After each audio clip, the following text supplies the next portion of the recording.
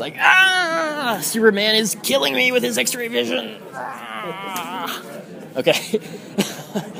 All right, we're here for the new Superman Unbound. We're going to talk to some awesome people. We're talking to the voice behind Superman himself, Matt Bomer from White Collar. We're talking to Molly Quinn from Castle, who plays Supergirl.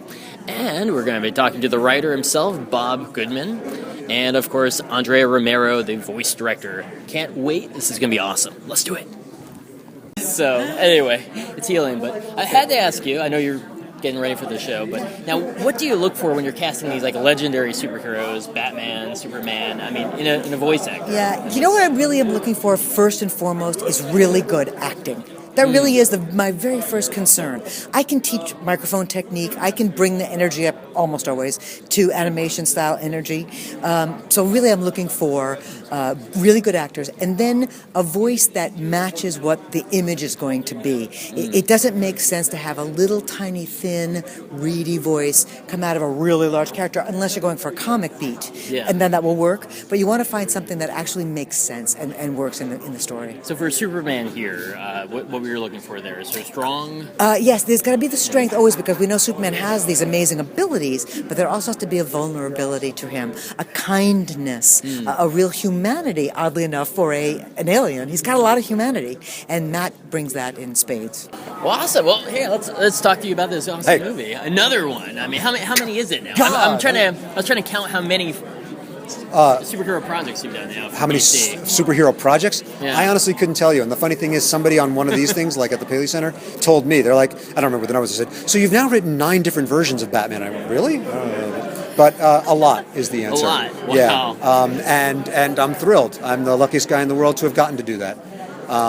It's getting back to the DC stuff and working with Alan Burnett and Bruce Timm and Andrea Romano is just like getting to go home to my pals. Okay, now we got to find out, did you have the cape on? Because that helps, I think. You know, I just brought a red towel from home, got a little, safety pin, just like I did when I was 6 years old. No, it was voiceover acting, man. So you can roll up in your pajamas, and it's really, your voice is all you have to use to influence the character and the emotional life and everything else that's going on. So that's very cool. Now, do you move around a lot when you're doing the part? Like I do, yeah. I actually think I did too much. There were several times I was bumping the mic and knocking stuff over, and I would look into the sound booth every now and again. They'd be laughing at me because I was taking it pretty seriously. I was getting into it, especially in the fight scenes. So it was fun, man. We had a great time. That's awesome. Hey, did you get the little Superman curl on the hair? I said, listen, even if I'm not going to be on film, you better give me that curl and staple it to my forehead, or I'm not going into that sound booth. Yeah. I need it for me. It's just for me.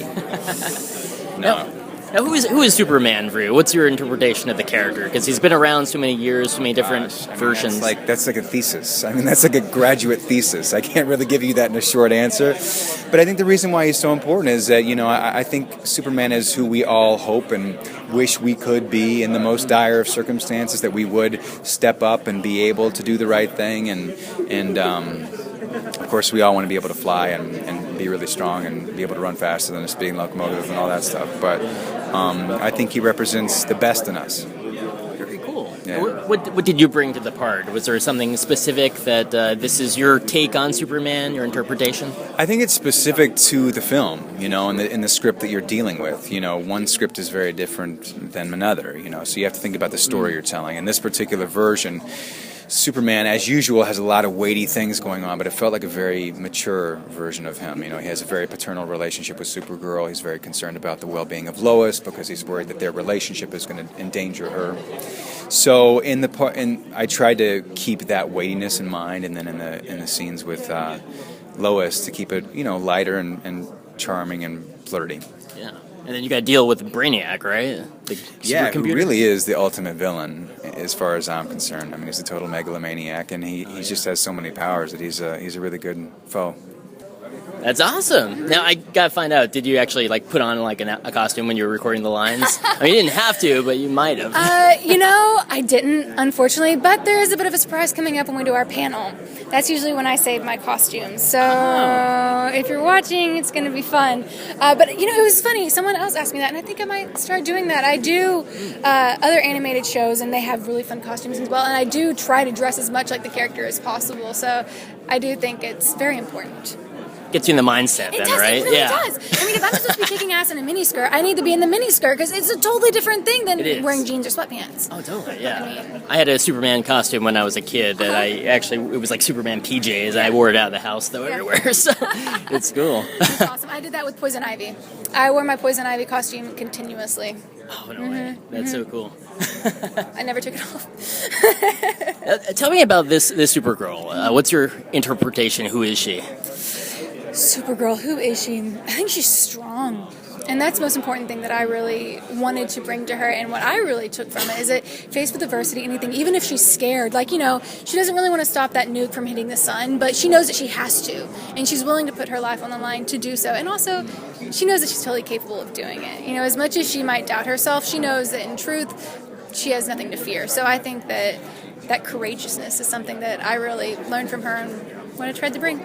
Awesome. It's a part of who you are, I'm sure, right? Well, I'd hope so. I mean, I couldn't stop a nuke from hitting the sun, but I would like to think I could. I think you can. Give it a shot. No. Maybe, who knows? You don't know what you can do until you try. That's so. true. That's absolutely true.